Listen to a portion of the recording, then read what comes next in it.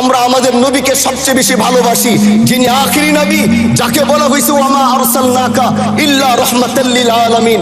আমরা বারবার দেখছি কিছুদিন পর পর কারা যেন কিভাবে এসে আল্লাহ নবীর শানে কটূক্তি করে, নবীকে নিয়ে অশ্লীল ভাষায় গালিগালাজ করে।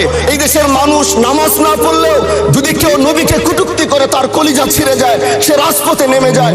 আমি বলবো যারা নবীকে কটূক্তি করে, নবীর নামে গালিগালাজ করে, এদের মৃত্যুদণ্ড, এই আইনটাও যেন বাংলাদেশের এই সংসদ থেকে পাশ করা হয়। মাননীয় স্পিকার, এলাকায় বলেছিলাম যে আমরা ন্যায়ের পক্ষে কথা বলবো, ইনসাফের পক্ষে কথা বলবো। তখন অনেকে হাত ধরে বলেছিল, হামজালা ভাই জাতীয় সংসদে যখন যাবেন একটু বললেন হাদি হত্যার বিচারটা যেন হয়। ন্যায়ের পক্ষে কথা বলেছিল, ইনসাফের আওয়াজ দিয়েছিল। আমাদের মতোই যুবক মাননীয় স্পিকার, তিনি এই যে স্বপ্ন বলেছিল এক সুন্দর বাংলাদেশ করবার, রাস্তার ভিতরে সেই স্বপ্ন থামিয়ে দেওয়া হয়েছে।